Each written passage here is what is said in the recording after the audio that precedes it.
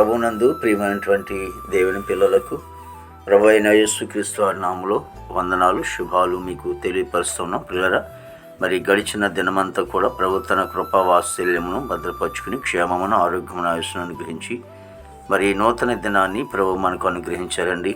మరి 2026 సంవత్సరము 1వ నెల 13వ దినాన్ని ప్రభు మనకు అనుగ్రహించి మరి ఈరోజు దేవుని వాక్యము చాలా కాలం నుండి పాడై ఉన్న స్థలములను వారు కట్టుదురు.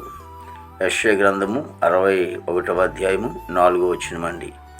వాక్యము నమ్మదగినది, పూర్ణాంగీకరమునకు యోగ్యమైనది. దేవుని వాక్యం సెలవిస్తోంది, చాలా కాలం నుండి పాడై ఉన్నటువంటి స్థలం అది.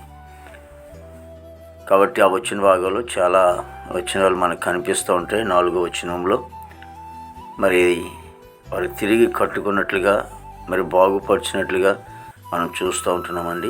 కాబట్టి మరి ఎన్నాళ్ళ నుంచి నీ జీవితాన్ని లోకం వైపు ఇస్తుంటున్నావు, ఎన్నాళ్ళ నుంచి నీ జీవితం లోకం వైపు తిరుగుతూ ఉందో, మరి మనుషులకి మరి మబ్బు పెట్టి దేవుడు నేను చూస్తున్నటువంటి సందర్భం కూడా నువ్వు మరచి వారి నువ్వు చేస్తున్నటువంటి దేవునికి అయిష్టమైనటువంటి ఇష్టం లేనటువంటి పనులు జరిగిస్తూ మరి సాగిపోతున్నటువంటి సందర్భంలో దేవుని వాక్యం అంటుంది, ఇప్పటికైనా మంచింది లేదు, మించింది లేదు. మరి ఈ నూతన సంవత్సరంలో మరి పాడైపోయినటువంటి నీ జీవితాన్ని ప్రభుకి ఇచ్చినట్లయితే ప్రభు బాగు చేస్తారు. మరి ఆయన ఆరోగ్యవంతులు ఉంచుతారు. ఆయన నిన్నెంతగానో మహిమకరంగా ఆయన అనేక మందిలో ముందు ఉంచుతారు. ఏ వ్యక్తులైతే నిన్ను దూషిస్తూ ఉంటున్నారో, ఏ వ్యక్తులైతే నిన్ను అవమానపరుస్తూ ఉంటున్నారో వారి ఎదుట నిన్ను మరి గొప్పవాడిగా చేసేవాడిగా ఉంటూ ఉన్నాడు. కాబట్టి నీ జీవితాన్ని ప్రభుకి అంకితం చేయండి. నీ జీవితాన్ని ప్రభుతో తిప్పినట్లే ఎడల దేవుడు మరి పాడైపోయిన నీ జీవితాన్ని ఆయన బాగు చేస్తాడు. ప్రార్థన. మహాపరిశుద్ధుడు, ప్రేమగల తండ్రి, కృపలేసునికి స్తోత్రాలు స్తుతులు చెల్లిస్తున్నాం ప్రభు. ప్రతి కుటుంబాన్ని కూడా మీరు ఆశించి దీవించిన ఆయన దేవానికి స్తోత్రాలు చెల్లిస్తున్నాం ప్రభు. గొప్ప దేవునికి వందనాలు. మా భారతదేశాన్ని మీరు ఆశించి దీవించండి.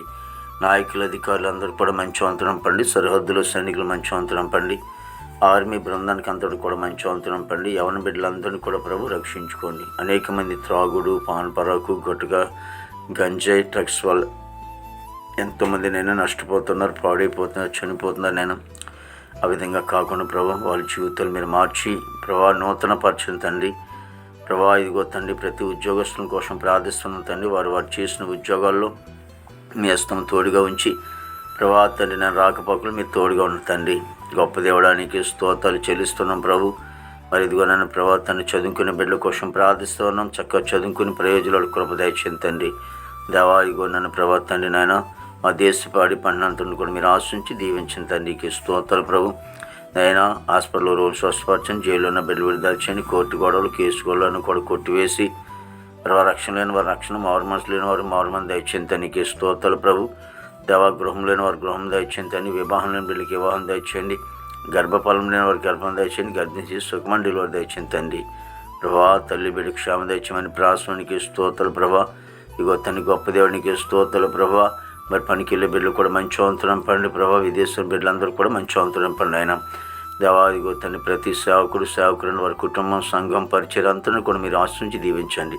ఈ దినమంతా విశేషమైన కృపతో నింపి నేను అమలుకి మాత్రం మహిమ తెచ్చుకోండి. యేసు నామమున తండ్రి, ఆమేన్, ఆమేన్.